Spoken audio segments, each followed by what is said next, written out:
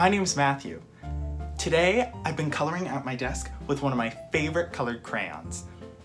I've been drawing my family, the forest in my backyard, and my dog. You know, I have a good friend who absolutely loves to draw a world of his own. His name is Harold, and I think he would love to meet you all. Can I introduce him to you? Oh, great, thank you. Harold likes to draw with a purple crayon too, and he's pretty good at it. In this book by Crockett Johnson, Harold draws a world of his own, just like me, and maybe you too. So if you're at home right now, I would absolutely love it if you could take out a piece of paper. It can be very similar to mine, or it can be totally different from mine. And then you're gonna need something to draw with, so I'd love it if you could take out your favorite colored crayon, marker, or pencil so that you can draw a world of your own. Once you're settled in with all of your tools, we can jump right in. Harold and the Purple Crayon by Crockett Johnson. One evening, after thinking it over for some time, Harold decided to go for a walk in the moonlight. There wasn't any moon, and Harold needed a moon for a walk in the moonlight. And he needed something to walk on. He made a long, straight path so he wouldn't get lost, and he set off on his walk, taking his big purple crayon with him.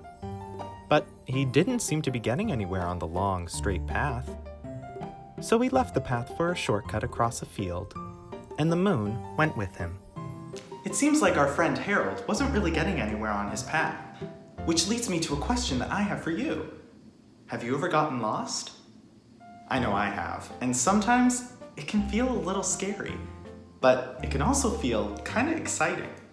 Harold taught me that when I do get lost and I'm in a place that I don't know, instead of letting myself get too overwhelmed, I can create my own directions. Harold taught us that if we're ever feeling lost or stuck, we can just create our own path. Okay, so let's think about how we get from home to school.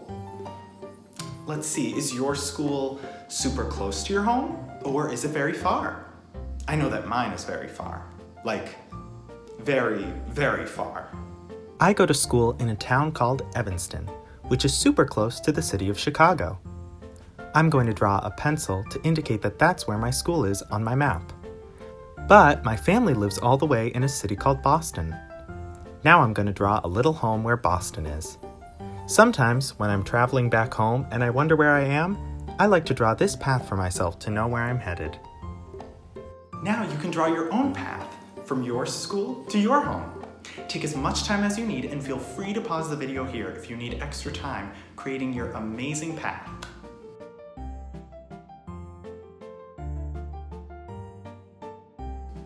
Are you all done? Wow, I love all of your paths. I see some long ones, some short ones, and some winding ones. Thank you all so much for sharing your paths with me. Now let's see where Harold's shortcut led him. The shortcut led right to where Harold thought a forest ought to be. He didn't want to get lost in the woods, so he made a very small forest with just one tree in it. It turned out to be an apple tree. The apples would be very tasty, Harold thought, when they got red. So he put a frightening dragon under the tree to guard the apples. It was a terribly frightening dragon. It even frightened Harold. He backed away.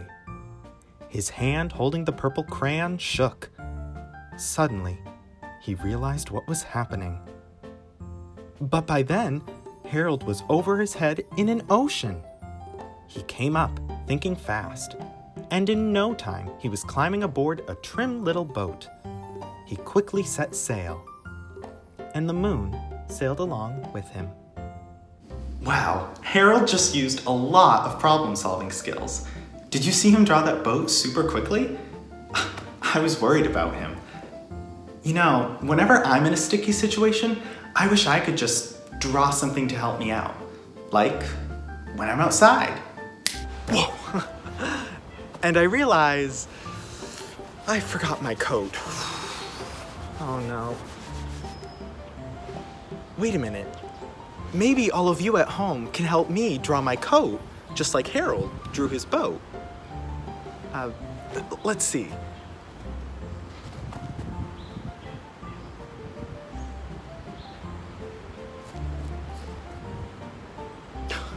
Okay, perfect. Whoa. Amazing. Oh my goodness, this coat is one of my absolute favorite pieces of clothing that I have. I mean, I wear it almost every day. So now, it's your turn. Can you draw your favorite outfit? If you don't have a favorite outfit, that is perfectly fine. Feel free to draw your favorite toy or your favorite character from your favorite TV show. Whatever the favorite is, make sure it is something that you absolutely love. Because this segment of our story time is all about drawing our favorite things. So have fun with it and take as much time as you need.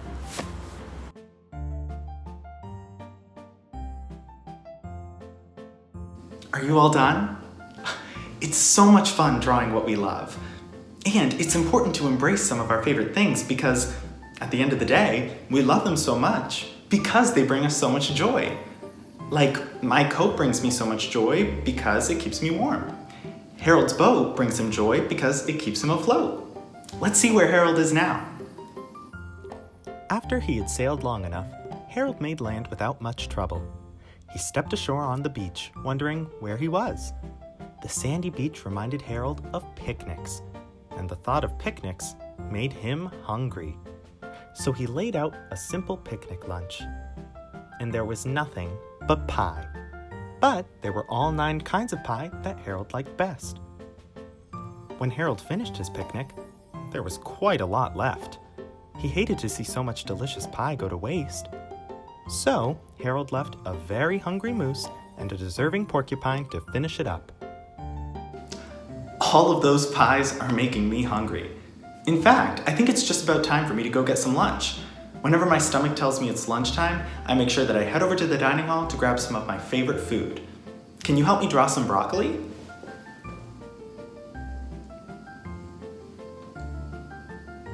Perfect. Oh my goodness. Broccoli is my absolute favorite, and it's super good for you. When your stomach tells you it's time to eat, what do you do? Do you politely ask someone for help? Or do you go to the pantry all by yourself? Either way, I'd love it if you could draw some of your favorite foods. And when you're drawing your favorite foods, make sure you ask yourself, where do I find these foods? Are they in my refrigerator? Does someone else make them for me? Or do I have to travel to the grocery store to go get them? Once again, we're talking about some of our favorite things, so have fun with this. And I'll see you at Storytime when you're all done.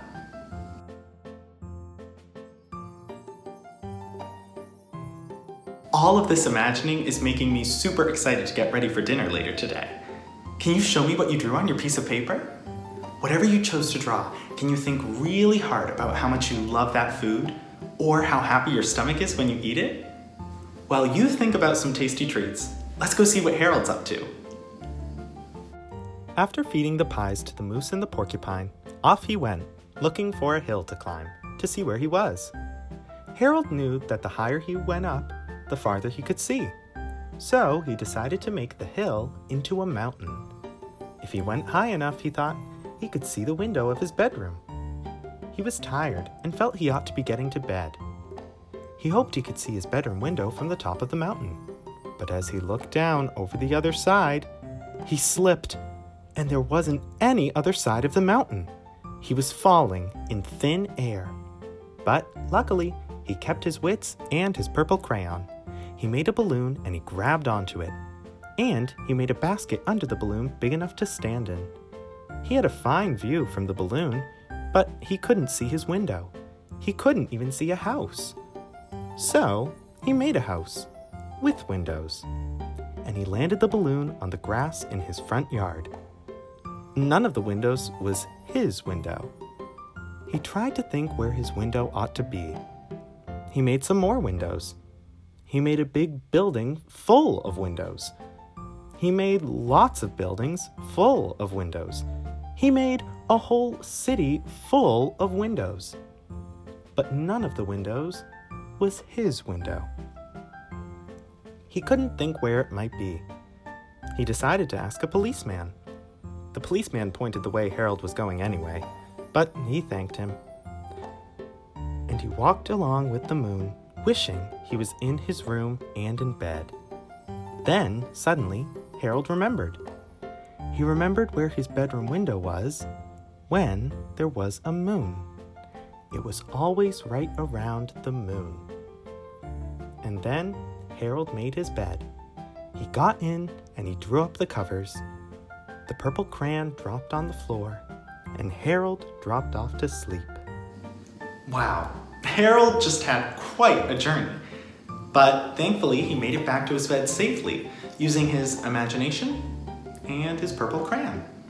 Harold's sticky situation teaches us that we can use our creativity and our memory to problem solve. It reminds me of when I can't seem to find my water bottle, which happens quite a lot. Just like Harold drew all of his windows, I try to think of all of the places where my water bottle could be. So I draw it up high.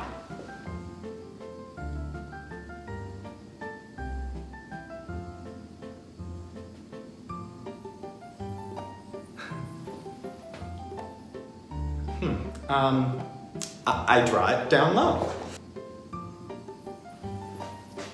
But then I remember where my water bottle is when there's my backpack.